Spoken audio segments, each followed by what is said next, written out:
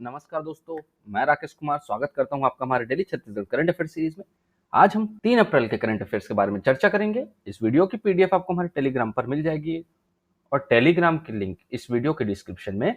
साथ साथ आप मुझसे भी टेलीग्राम के जरिए सीधे जुड़ सकते हैं, जहां आप अपने सुझाव सीधे मुझ तक पहुंचा सकते हैं। और आपने अभी तक हमारे इस चैनल को सब्सक्राइब नहीं किया है तो सब्सक्राइब करें हमारे इस यूट्यूब चैनल को। चलिए, पिछले वीडियो में हमने जो भी पढ़ा था उसका एक क्विक रिवीजन हम कर लेते हैं। छत्तीसगढ़ में राज्य सरकार द्वारा मिलेट कैफे का शुरुआत निम्नलिखित में से किसे बढ़ावा देने के उद्देश्य से किया जा रहा है? इसका सही उत्तर महिला स्वरोजगार और सुपोषण को बढ़ावा देने के लिए। शिक्षा और स्वास्थ्य पर बजट का सर्वाधिक हिस्सा खर्च करने वाले राज्यों में छत्तीसगढ़ देश में कौन से स्थान पर है? इसका सही उत्तर है तीसरा। प्रधानमंत्री ग्राम सड़क योजना अंतर्गत निर्मित सड़कों के संधारण और नवीनीकरण कार्यों में देश का कौन सा राज्य अग्रणी है? इसका सही उत्तर है छत्तीसगढ़।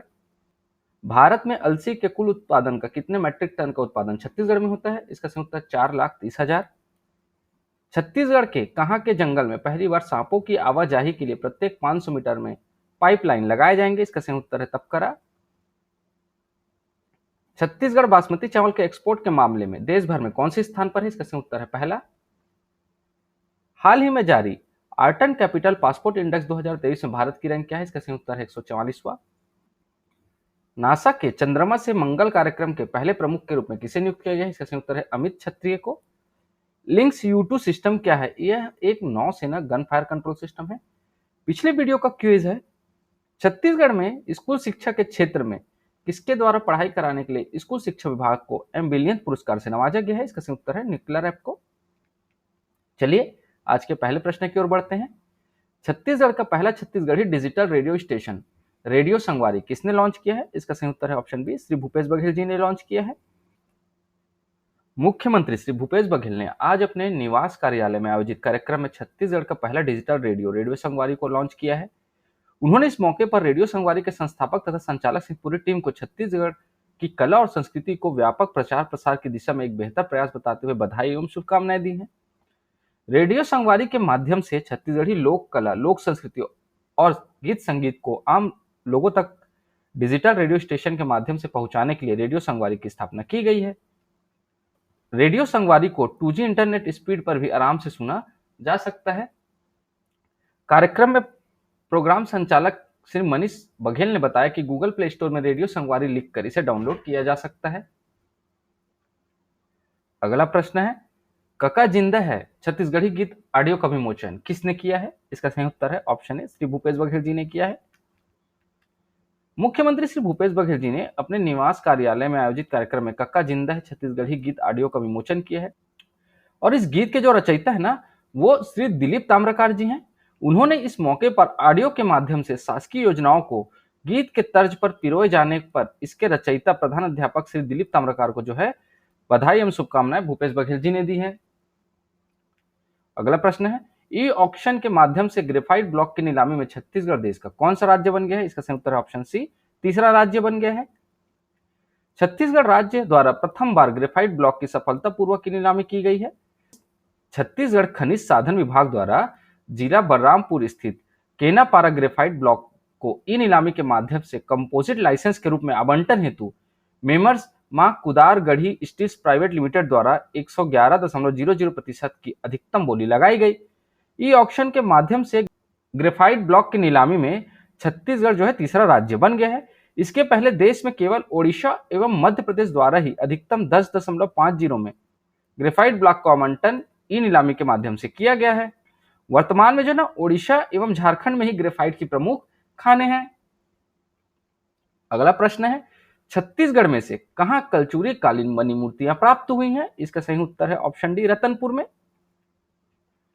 छत्तीसगढ़ के बिलासपुर जिले के अंतर्गत रतनपुर के ग्राम पंचायत पोड़ी में कलचुरी काल की प्राचीन मूर्तियां प्राप्त हुई हैं।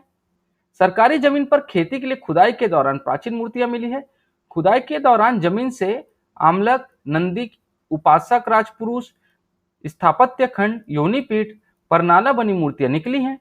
प्राचीन मूर्तियों को देखने पर पता चला है कि इनका निर्माण जो है ना स्थानीय पत्थरों से किया गया है और प्राप्त मूर्तियां जो है ना शिव मंदिर के अवशेष हैं और कलचुरी जो है ना शैव धर्म को जो मानते थे।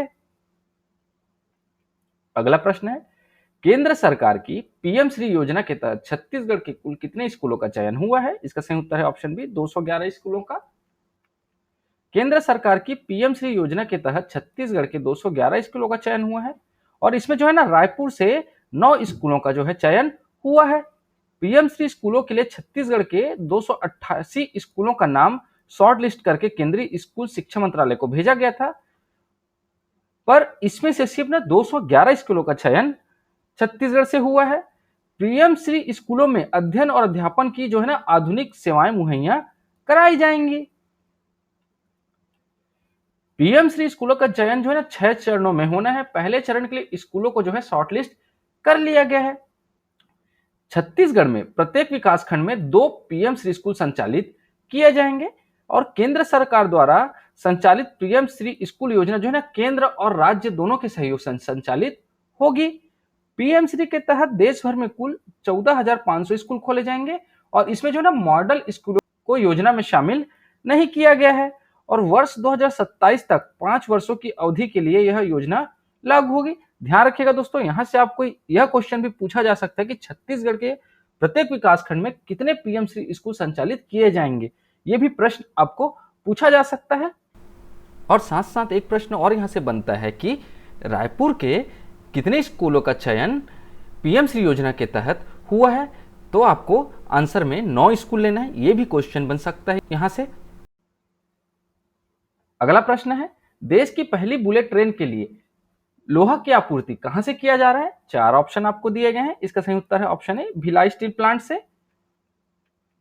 देश की पहली बुलेट ट्रेन मुंबई और अहमदाबाद के मध्य चलने वाली है और इस परियोजना के लिए ना भिलाई इस्पात संयंत्र से तैयार लोहा जो है भेजा जा रहा है। इसके लिए 1.95 लाख टन सरिया की आपूर्ति किया जा चुका है और इसका उपयोग पुल, पिलर्स और दूसरे स्ट्रक्चर में किया जा रहा है। चलिए दोस्तों, अब हम कुछ नेशनल इंटरनेशनल के करंट अफेयर्स पढ़ेंगे। अगला प्रश्न है, हाल ही में किस राज्य की चाय को यूरोपीय भौगोलिक संकेत जीआई टैग प्रदान किया गया है? इसका सही उत्तर है ऑप्शन सी कांगड़ा। हिमाचल प्रदेश की कांगड़ा चाय को जो है ना यूरोपीय भौगोलिक संकेत टैग दिया गया है, इसी को जीआई टैग भी कहा जाता है। हिमाचल की कांगड़ा चाय को जो है ना यूरोपीय जीआई टैग दिया गया है। अगला प्रश्न है, फिनलैंड नाटो की सदस्यता लेने वाला कौन से क्रम का देश बना है? इसका सही उत्तर है ऑप्शन सी 31वें क्रम का। तुर्की की मंजूरी के बाद जो है ना फिनलैंड नाटो का 31वां सदस्य बन गया है। दोस्तों, आज के लिए आपका प्रश्न है, देश का पहला किसान स्कूल छत्तीसगढ़ के किस जिले में खोला गया है? 4 ऑप्शन आपको दिए गए हैं। इसका सही आंसर आप हमें हमारे कमेंट बॉक्स में जरूर बताएं। दोस्तों, आंसर सही हो या गलत हो, आप कमेंट जरूर करें, इससे आपकी कॉन्फिडेंस लेवल इंक्रीज होगी। आज के लिए बस इतना ही दोस्तों। आशा करता हूं आपको हमारी वीडियो पसंद आई होगी। अगर आपको हमारी वीडियो पसंद आती है तो इसे लाइक करें, शेयर करें और हमारे चैनल को सब्सक्राइब करें। इस वीडियो को देखने के लिए आपका बहुत बहुत शुक्रिया। Thank you very much.